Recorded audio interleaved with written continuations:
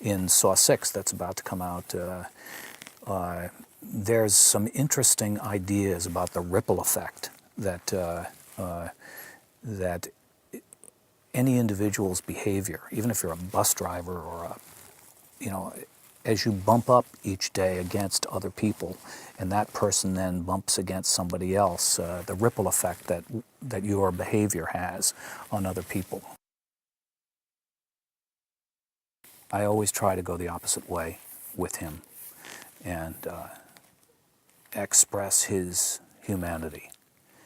The events will speak for themselves. The traps will be the traps. The experiences that those people are having they speak for themselves. But only I can speak for him. And so I look forward to continuing to develop that character in a way that impresses me. And that can be done in a delicate way. And I truly expect that we've got a ways to go before that's completed. Jill is the love of John's life, and he is very deeply involved with her. Though on its face they seem quite apart now, I'm not entirely convinced that they are. The Saw films deal with that all the time anyway, because if you're in a trap or you're trying to work your way through a certain situation, every choice that you make has its consequences.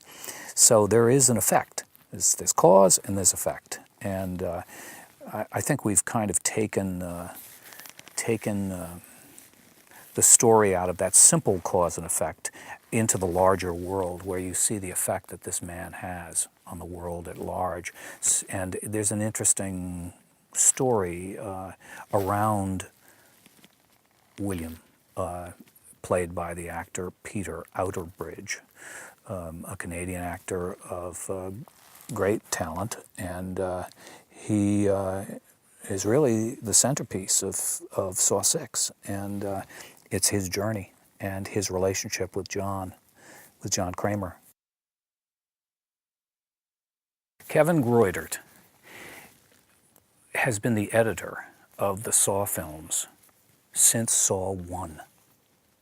So the rapid montage that you see at the end that ties all the clues together, and the feeling of the films as a whole, the texture of the films, the coloring of the films, is all in Kevin's hand. And Kevin's done an incredible job since, not just since we've been working in Toronto, but since the first film that we shot in Los Angeles. He has been the guy who puts it all together and done it marvelously. They also, I think, want to know what's going to happen in terms of the way the puzzle is going to fall together. And right now we've got the upper left-hand corner, and we've got the bottom right-hand corner, and we've got the border, and we've got some pieces in the middle. And how those are all going to knit together, I think, is what's fascinating to people. So that's what I think brings them back.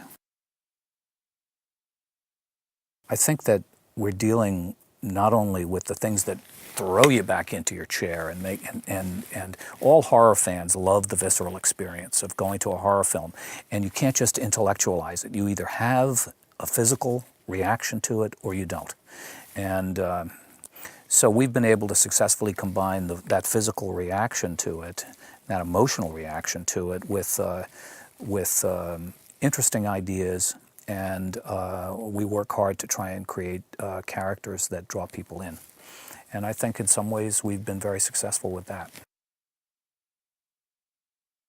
Well, they're going to be terrified because it's probably one of the scarier of the Saw films. And they will get to experience a really good actor in Peter Outerbridge, who plays William. There's some really good performances in Saw 6. and you find out more about Hoffman. You find out more about Jill. Amanda's back, and there's some very interesting scenes with John Kramer. So if you're a Saw fan, it'll be a good experience for you.